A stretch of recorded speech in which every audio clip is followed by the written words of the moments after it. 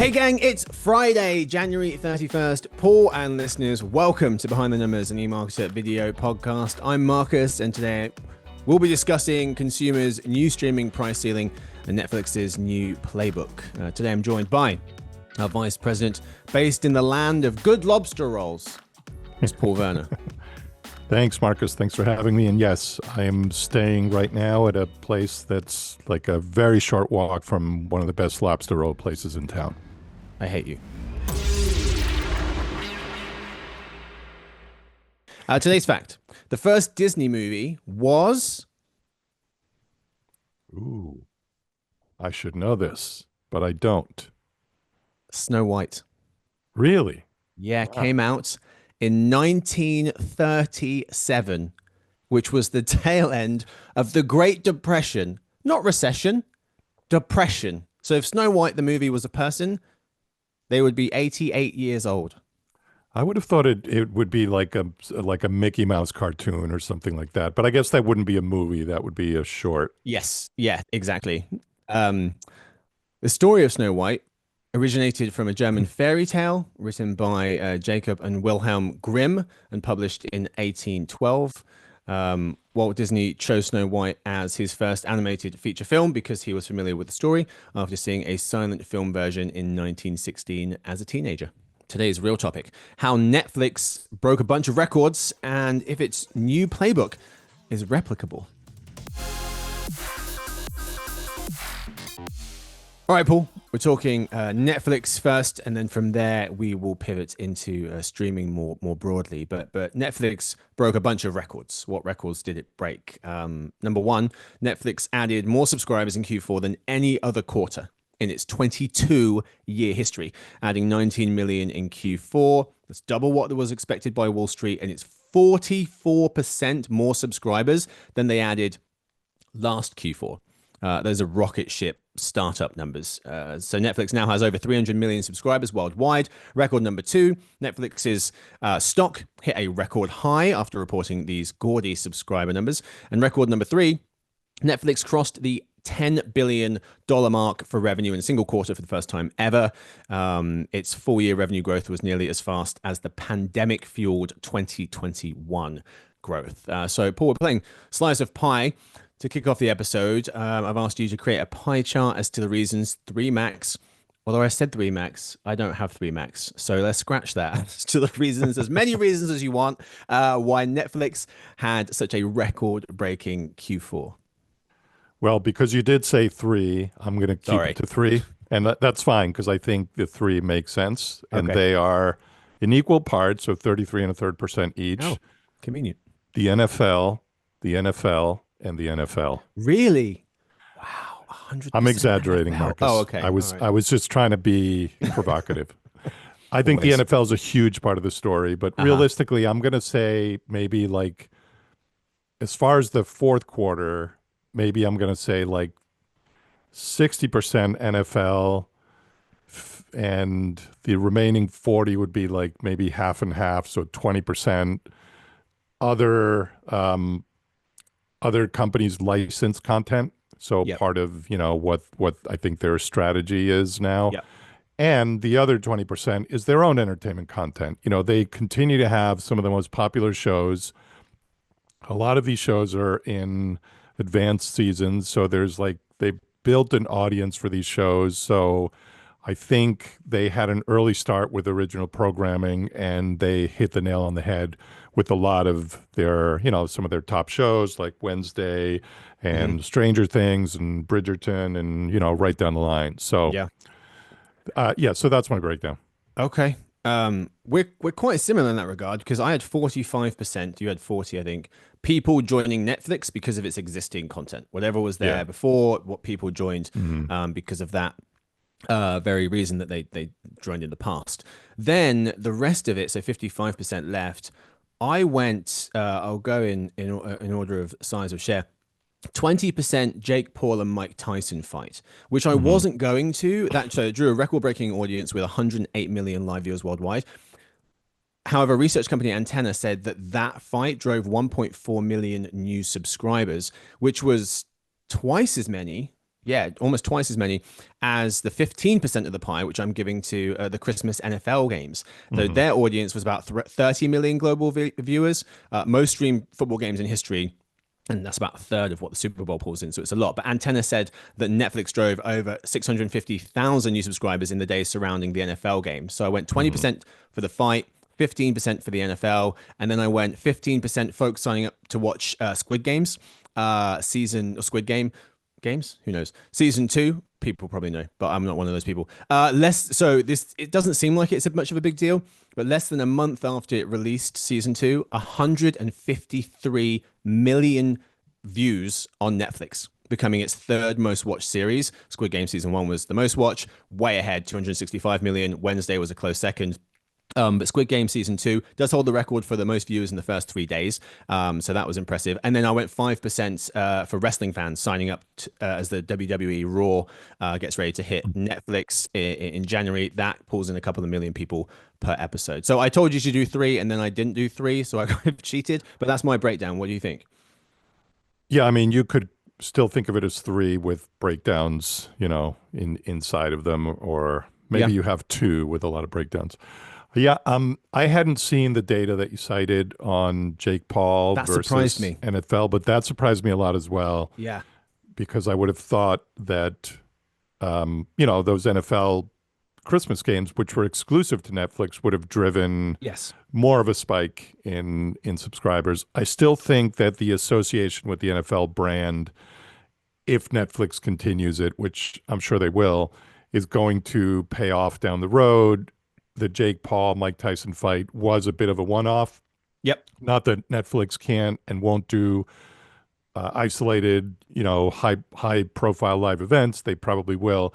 I think though the larger picture here is sports, and that's one of the differentiators now with streaming. Really, I mean, I say differentiator. I guess I mean more that sports has always been sort of like the vestige of the traditional cable bundle. And up until a few years ago, we could reasonably still say that it was what was holding that business together. I think so much has peeled off. So, so many valuable sports licenses have peeled off of traditional TV and gone over to streaming that when it comes to Netflix, they are late to this party because some of their big competitors, like the tech players like Amazon and Apple, not to mention the hybrid traditional digital media companies like Netflix, like Disney and NBCU, they were onto live sports on streaming quite a while ago. This was one of the things, along with advertising, that Netflix said it wouldn't do. And we know how that story turned out for both advertising and sports. But I think the arrival of sports and what it allows these companies to do in terms of just grabbing more viewership and grabbing repeat viewers, because sports fans are loyal and it's usually seasonal, but if you play your cards right, you can be a streaming service for all seasons with sports. So, I think Netflix is in that game to win, as evidenced by what we already talked about, and plus, their licensing of the Women's FIFA World Cup and other things down the line. And to your point earlier, I think that the NFL brand is going to be more of a driver than these one-off events, because it's the most popular sport in the country, number one. But it's also interesting because we're talking about whether people can replicate Amazon's playbook. Netflix has taken a page out of Amazon's playbook. Yeah. And Dan Shanoff and Andrew Marchand of The Athletic had a great piece. They were noting that Netflix wanted to test whether it could convince fans to jump from traditional NFL broadcasting platforms to stream games on Netflix, understanding that Amazon's Prime Video Thursday Night Football had proved the concept. Interestingly, Netflix has the rights to do Christmas Day games again in 2025. And given that December 25th, Christmas Day, is on a Thursday, they'll be airing the same time as the Amazon Prime Video games as well. The sports rights thing is interesting because other platforms have locked up the rights for those, but maybe Netflix does eventually get into the sports right business. The Athletic article was noting that Netflix is a natural top bidder for a new package of NFL games, whether this is a new 18th game, the 17 games in the season, 18 weeks, maybe a new 18th game package, an international package, or something brand new like the NFL on Christmas Day, Right. which used to be, the NBA's thing. So Yeah. in a few years, Netflix's bargaining position will be a lot stronger for sports rights just because of a sheer audience size. The company was saying, including extra member accounts, Paul, their worldwide audience is estimated to exceed 700 million people. And so Yeah. leagues might need Netflix more than Netflix needs them. Yes, all good points. The international angle, I think, is super interesting because that is what gives streaming services that can license in a lot of countries, and Amazon and Apple and Netflix have all done this.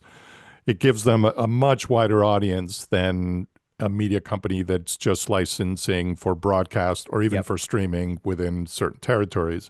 So I think that is a huge factor, and it gives Netflix an advantage over everyone else. And I think also that certainly, continuing association with the NFL is going to help them. This is a long game by virtue of the fact that, like you said, the licenses tend to be, very long terms, like 10 years with the Mhm. major U.S. sports leagues. So it's not like rights are going to come up for renewal in the very near future. So companies that do this, like Amazon and Netflix and Apple, on the tech side, I think they have to be willing to to play that long game. But, I know we do an episode where we do predictions like 6 months out. Mhm. I'm going to make a very, very long-term Oh, prediction, yes, please. like say 12 years out. I Oh, okay. think that It's a bit far. I won't be here. it is, I but might, you'll be here, so will I. Um, probably. I Hopefully. can see a major, major sports property like the Olympics going to Oh, a wow. Netflix or an Amazon whenever it comes up for renewal. I Hmm. know NBCU has had a lock on it for decades, Yeah. but I could certainly see that happening as, With this audience size. Yeah. yeah, yeah, with the global audience The brand. and the brand. And let's face it, Netflix now has the kind of brand loyalty that a lot of people Hmm. associate with things like sports. Like it is the default. It has the early mover advantage. They've never had the kinds of like major issues that some other media companies have had. Yes, they've had their, down quarters, that they've pivoted many times, but they are a very liked and trusted brand. And I think that's just going to Yeah. keep carrying over for them. Yeah. That's a great take. And I really love the take that you made. I think it was a week or two ago we were talking a bit about Netflix, and you also were saying they are primed to be bidding for the UFC Yes. Yeah. as well. That is one of those. I mean, I wouldn't put it obviously on the level of NFL or NBA, but yeah, I mean that is a major sports property that is going to come up for renewal this year. Yeah, yeah, and as I mentioned before, WWE, now Yep. Raw, moved to Netflix. Yep. This Yep. year, WWE and the UFC share a parent company, TKO Holdings. ESPN has the exclusive rights to the UFC through next year. But sources told that The Athletic that the UFC will consider splitting the packages between multiple carriers. So we could certainly see that. So Paul, I wonder what you think of this concept, because Netflix today, given everything we've said, it kind of feels like Spotify's early days of pivoting away from a music only brand and more towards podcasts, audiobooks, and music, and trying to become the audio app. When you went Yep. on Spotify, you knew everything was there, but it wasn't brilliantly organized when they were trying to make this pivot. Now it's a bit better. Netflix feels the same. It has movies, TV shows, games, and now it has live singular events, NFL games. It has live episodic events like WWE. Yep. Do you think Netflix can become an entertainment hub, and do you think that is replicable by other big streaming platforms? I think in some ways it is an entertainment hub only because it's done a great job of incorporating all of its live programming, all of its original programming, and and emphasizing it, but they still license a lot of other programming from other parties, some of which are having a tough time trying to be Netflix, and they've kind of accepted the fact that it's better for them to sell product to Netflix. I think one of the X factors with Netflix is, no pun intended, is gaming, because it's an area that they've dabbled in a lot, but they've never really incorporated it. To your point about I think the Spotify analogy is a good one. I think Netflix could do something like that around gaming, where it's more part of the whole experience of Netflix. The other part that they really haven't dug into is creator content. And that could be an area where interesting. They could actually encroach on YouTube and TikTok and Instagram. I don't know that they have any plans to do that whatsoever, but when I think of the spectrum of video programming and what moves the needle, particularly for younger audiences, that would be something that I would think on some level they're at least considering. Yeah. Yeah, that's a fascinating thought. And I mean, going back to the creator side of things, going back to gaming for a second, co-CEO Ted Sarandos was saying that they'll be introducing party and couch co-op games on the TV, delivered from the cloud. They're thinking of them, they say, as a successor to the family board game night, or an evolution of what used to of the game show on TV and what that used to be. But to your point, Netflix, I mean, they've done so well. Their competitors, other streaming platforms, they've not been able to replicate what Netflix has done thus far. Disney and Warner Brothers Discovery recently both reached streaming profitability, but they've struggled mightily to match Netflix's market share. Netflix's share of TV time is 2.5 times larger than Disney Plus and Warner Brothers Discovery's Max combined. Yeah. So they're just not in the same league in terms of market share. And that market share piece is fascinating, Paul, because I went back and looked. Nielsen's gauge measures where folks spend their TV time. That's where that data comes from. Netflix's share was stuck at 7.7% for 11 months straight, December 2023 to November 2024. And then in December of the last year, it went from 7.7 to 8.5. So close to a full point of share gained in a single month. It took YouTube 6 months of last year, the last 6 months, to gain that much share, which is why I thought the NFL games, which were in December, would have led to the spike as opposed to the fight, which was in November. Yeah. It's hard to say exactly. I mean, Netflix is somewhat selective about the metrics they share. And I thought it was kind of funny that, I don't know, year and a half ago, they said they were going to stop focusing on subscriber growth, but then when they had this amazing spike, they're shouting it from the rooftops. But back to your point about market share, that Netflix's market cap now is bigger than Disney, Comcast, Paramount, and Warner Brothers Discovery combined, which is astounding. Yeah, it's just staggering how dominant a player they have become. What's difficult, I like your point about them choosing which numbers to share. They had said, look, at some point we're going to not be sharing these numbers because they don't mean as much. And really what that's saying is we can only grow so fast, and Netflix needs another way to measure success and to convince investors that it's doing a good job. And they said from Q1, so from this quarter onwards, they're not going to be reporting them anymore. So it's going to be hard to know the retention behavior of those folks who signed up in Q4. For certain events, they are going to be reporting. Won't be reporting quarterly subscriber numbers from this quarter, but they're going to be announcing paid memberships as they cross key milestones. And there's also a biannual engagement report every Q2 and Q4 earnings that will detail what programming people are watching, but not the same kind of numbers that we've seen so far. Very convenient that they decided to note these numbers because 20% Q4's growth in subscribers, 20% higher than Q1 2020's pandemic bump that Netflix got. And then in North America as well, they added close to 5 million people, which is nearly as many as they added, as Netflix added in the whole of 2023. So they just crushed on the subscriber side of things. I was blown away by the numbers. Yeah.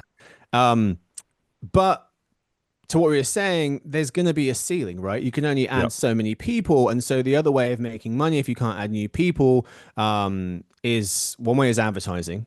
And they're definitely trying to, make strides in that, on that side of things. The other, Paul, is raising prices.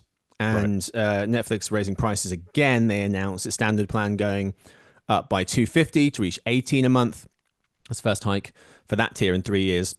Premium plan going up by $2 to 25, and ad-supported tier going from $7 to $8. That's the first increase for that one since 2022 when it launched. Our Jeremy Goldman was noting Netflix's ability to implement successive price hikes without significant churn speaks to its strong content slate and enriched market leadership. However, as competitors, Disney Plus, Amazon Prime Video, others raise prices, consumers' patience may be tested. So, Paul, will that patience be tested? Is there a new streaming price ceiling for consumers? I feel like we ask this question again and At again, least daily. year after year. Yeah. Yeah, it's every year at least. Yeah. And logically, there is a ceiling. There's a ceiling to everything. But I also think that some of the survey data that I've seen over the years about whether subscribers will quit Netflix or other services if prices go up, that doesn't tend to play out. I think there's a certain bravado when people are asked the survey question, but then when push comes to shove and they're going to hit that cancel button, I think a lot of people just kind of rethink it because there's so much value. I think also that because prices are going up, as a subscriber, I feel like I get an email at least, every month or so from one of the services I subscribe to saying there's a price increase. And as an analyst, I track this stuff, on the services I don't subscribe to. So it just feels like a constant wave. So when I saw Netflix, I saw this news from this earnings report, and I thought, okay, they must have done this very recently. It turns out they really haven't. Yeah. And to your point, in the ad tier, this is the first time they've raised the price. So, but from the consumer's point of view, they're looking at their wallet. They're not looking at when was the last time didn't Netflix raise the Right. price. So Right. yeah, it does put a strain on people. But I think when it comes to Netflix in particular, it's going to be the last one standing. So if people start canceling their subscriptions, which I don't think they will, but even if they start to trim one or two, or, usually with New Year's, you get the New Year's resolutions and then you get people actually looking at, their subscription budgets. And sometimes people will peel off one or two, but I don't think Netflix is going to be one that many people cancel. And I think for that reason, they obviously can afford to raise prices, which they did. It's more like, they can afford to, because it's more likely that they trade down, right? Yeah. Like all these prices are going up, but if you compare the new standard plan's price, which is going to be, the new price of the standard plan is going to be 18, and the new price for the ad supported is going to be 8. And so Liam Riley of CNN made this point in an article writing, quote, price hikes are ratcheting up monthly costs and pushing subscribers toward those lower priced ad supported plans to increase profitability, right? Close quote, the ad supported folks are more lucrative folks. And so it almost feels like a price nudge. It almost feels like Netflix kind of wants you to go to the ad supported plan because it can make more money per user when folks are there. Yeah, it feels like a win-win. And actually, because a lot of people will stay on the ad-free plans, and then they're obviously going to be paying more. But yes, if it drives more people toward the ad-supported plan, that's also a plus for Netflix. And what is it, like 55% of new signups are on the ad plan? Yes. Yep. Exactly. So that's important. Exactly right. The other point here, Jason Asen of Inc. noting, saying, I'm sure there will come a point when Netflix will cost, $30 a month for the middle tier, but people will start wondering, whether it's really worth it. When that happens, he says the company will have to figure out a different growth story. However, that's for another day. I'm sure that Netflix is hoping its ad business can shoulder some of that revenue load by then. So I think that's the long-term plan. Speaking about how much people are willing to pay, I saw some numbers from a trade desk. 6 in 10, according to one of their surveys, 6 in 10 Americans, so most, say they're not willing to pay over $20 a month for streaming TV services. Netflix's plan, the mid plan, the standard one is 18 at the moment. But to what to your point, I've said this before. I think Netflix could raise it to $50, and people would be like, fine. You know, they may cancel this, that, the other. Yeah. You know, they may trade down from certain brands to non-brand. Like, I think people will find the money because this is to what they're trying to do. This is their entertainment hub for a lot of folks. Yeah, I think they have more wiggle room than any of their competitors to do whatever they want with pricing. All right. To summarize, we talked about a lot today. Netflix had a very good 2024, revenue growth at twice the rate of 2023. North American revenue grew at nearly 3 times as fast as the previous year. Its stock also up nearly 100% in the past 12 months. Full-year revenue outlook for this year, very optimistic. 13% growth is what they're expecting. That's versus the 16% they just posted. And with all of that revenue growth they're expecting, it's the $18 billion that they spend on content that they've got coming up. New seasons of Squid Game, I guess season 2, part 2, or whatever they're calling that. Wednesday, Stranger Things, 52 weeks of WWE programming, more NFL on Christmas, etc., etc. So they've got a lot to come. They look like they're in really great shape. Paul, thank you so much for talking to me about this company and what it means for streaming more broadly. I really appreciate your time. Always good to chill with you, Marcus, with or without Netflix. Well played. Good ending. Thanks to the whole editing crew, Victoria, John Lance, and Danny, Stuart, who runs the team, and Sophie does our social media. Thanks to everyone for listening in. We hope to see you. I don't really know when. When are we going to see you again? We'll see you Monday, hopefully, for Behind the Numbers, an EMARKETER video podcast.